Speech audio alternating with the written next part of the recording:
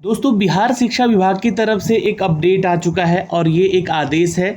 जी हाँ दोस्तों, ये जो केस संख्या है ये 94/16/2019 का है।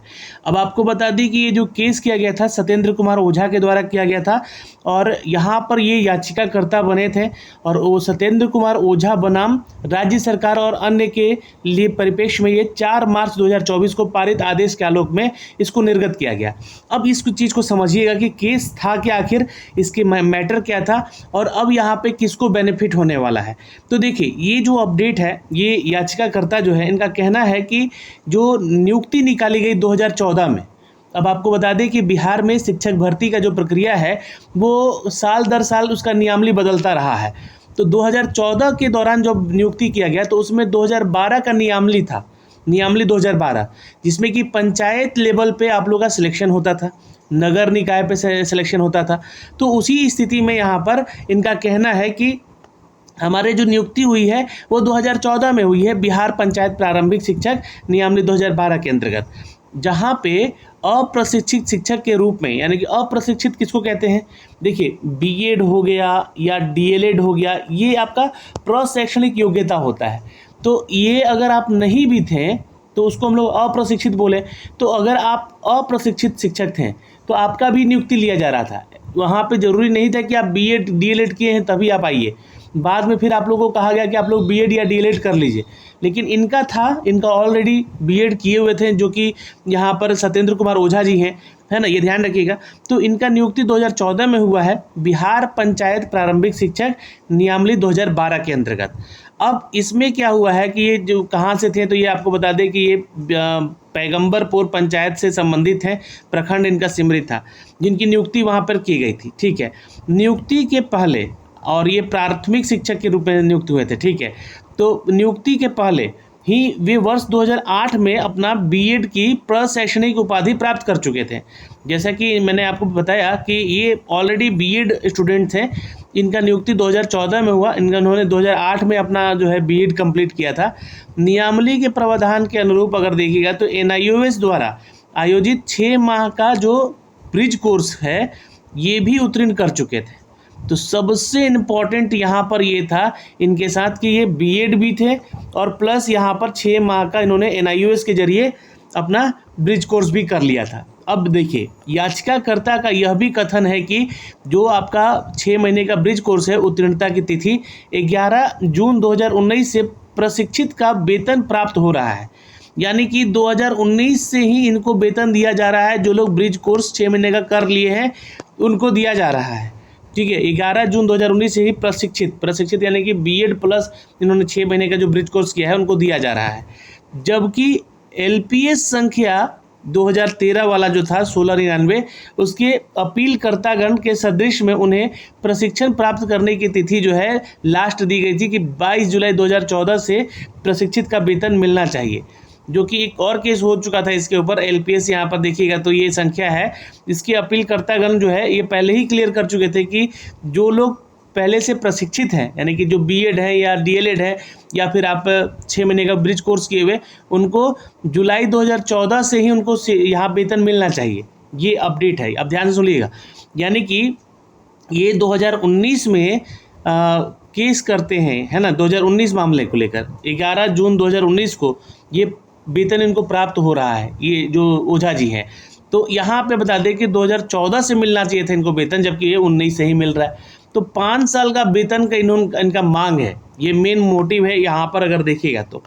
अब ज्ञातव्य हो कि बिहार पंचायत प्रारंभिक शिक्षक जो है नियमावली 2012, उसके अंतर्गत 1 से लेकर 5 के मूल कोटि के शिक्षकों को, यानी कि जो जनरल कैटेगरी के शिक्षक हैं, है ना, शिक्षकों के नियोजन में न्यूनतम जो योग्यता के रूप में उस समय बीएड के आधार पर नियोजन किए जाने का प्रावधान नहीं था। तो उस समय जो है 1 से 5 के लिए भी नियम नहीं था कि 1 से 5 में जो है बीएड वाले अप्लाई कर सकते हैं, लेकिन बीएड योग्यताधारी आवेदकों द्वारा मूल कोटि के नियोजन हेतु अप्रशिक्षित श्रेणी में उनका आवेदन लिया गया, है ना, और उनका किया गया, यानी कि उन्होंने विदाउट बीएड आपने अप्लाई किया तो आपका सिलेक्शन हो जाएगा, लेकिन आप बीएड है तो आपका सिलेक्शन नहीं होगा इन 1 to 5। ठीक है, ये उस समय का नियम था 2012 का। ठीक है, अब यहाँ पर याचिकाकर्ता श्री सत्येंद्र कुमार ओझा ने इसी श्रेणी के शिक्षक भी हैं, यानी कि अप्रशिक्षित शिक्षक है वो। अगर उनका ज्वाइनिंग देखिएगा तो वो बीएड किए हुए थे, लेकिन बीएड से वो ज्वाइनिंग नहीं लिए थे, लेकिन वो अप्रशिक्षित शिक्षक कहला रहे थे, और यानी कि विदाउट बीएड उन्होंने अपना ज्वाइनिंग किया था। अब देखिए जो मामला छठा है यहाँ पे कि बिहार पंचायती प्रारंभिक शिक्षक जो नियमावली 2012 है, इसके कंडिका 5 में अंकित है कि एनसीटी यानी कि जो आपका स्कूलों के शिक्षकों की भर्ती के लिए न्यूनतम योग्यता निर्धारित करता है, वो 2001 के नियमावली के अनुसार समय समय पर संशोधित कर सकता है, जिसके अनुरूप यहाँ पे अनुसार 3 सितंबर 2001 अथवा उसके बाद नियोजित बीएड योग्यता रखने वाले कक्षा 1 से 5 के शिक्षकों को प्रारंभिक शिक्षा शास्त्र में एनसीटीई द्वारा मान्यता प्राप्त 6 माह का विशेष प्रशिक्षण प्राप्त करना होना आवश्यक होगा।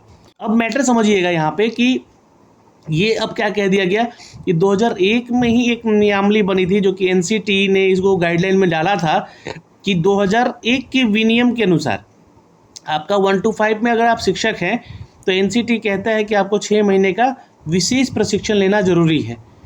ठीक है, तो यहाँ पर ये मैटर तो इनको पता था। फिर उसके बाद याचिकाकर्ता जो है सत्येंद्र कुमार ओझा जी और बनाम भारत संघ एवं अन्य में गए, यानी कि 2018 में ये मामला जो है सुप्रीम कोर्ट में भी गया है। 3 अक्टूबर 2018 को पारित न्यायाधीश के आलोक में विभागीय संख्या जो है ये देख सकते हैं 9 जनवरी 2019 के से वर्ग 1 से 5 में बीएड योग्यताधारी शिक्षकों को 6 माह का विशेष प्रशिक्षण प्राप्त करने के उपरांत ही प्रशिक्षक वेतन आपको अनुमानित किया जाएगा। यानी कि 2019 जनवरी, ये ध्यान रखिएगा, 2019 जनवरी में एक आदेश आया जिसमें कि सुप्रीम कोर्ट ने आदेश दिया कि आप 1 से 5 के लिए अगर आप वेतन पाना चाहते हैं, आप बीएड योग्यताधारी हैं, तो 6 महीने का ब्रिज कोर्स होना चाहिए, तभी आपको वेतनमान का अनुमान यहाँ पे किया जा सकता है। तो ये तो ऑलरेडी 2008 में ही बीएड थे, प्रशिक्षित थे, लेकिन इनकी ज्वाइनिंग जो हुई थी ये 2014 में हुई थी, और 2014 में हुई होने के उपरांत यहाँ पे इनका क्या था कि ये अप्रशिक्षित के रूप में नियुक्त हुए थे। ठीक, अब यहाँ पे ये बोल रहे हैं कि हम तो प्रशिक्षित हैं ही, तो अपना इन्होंने डॉक्यूमेंट लगा दिया, तो यानी बीएड भी लगा दिया। वहाँ पे योग्यताधारी यहाँ पे जब दिया गया कि आप बीएड लगा सकते हैं, तो इनका बीएड भी था और 6 महीने का इन्होंने एनआईओएस से अपना ब्रिज कोर्स भी किया हुआ था। तो उस स्थिति में यहाँ पर देखा जाए तो इनका तो वेतन बनना अब जरूरी था, होना चाहिए।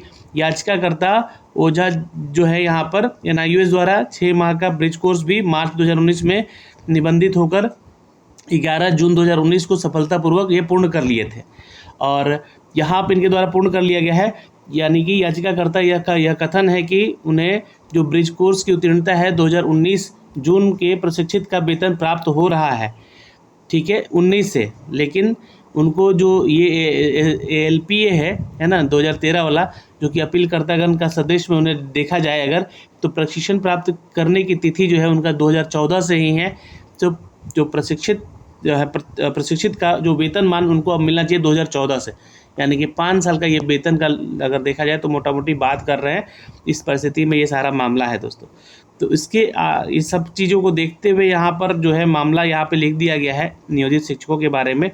तो इनको वेतनमान को लेकर जो भी अपडेट है कि उपयुक्त तथ्यों के आलोक में याचिकाकर्ता जो है सत्येंद्र कुमार ओझा, उनकी नियुक्ति जो है 2014 से प्रशिक्षित वेतन अनुमान्य किया जाता है, इस अधिमत के साथ मामले को निरस्त किया जाए, यानी कि पूरा मामला ख़त्म किया जाए और इनको 2014 से वेतन दिया जाए, यानी कि 5 साल का वेतन इनको मिलेगा। ये सारा अपडेट है। और यहाँ से दोस्तों आपको बता दें कि 1 नवंबर से सरकार जो है, बिहार सरकार नियोजित शिक्षकों का वेतनमान जो है डिस्ट्रीब्यूट करने वाली है, तो हो सकता है इसको इनका बेनिफिट यहाँ पे मिले।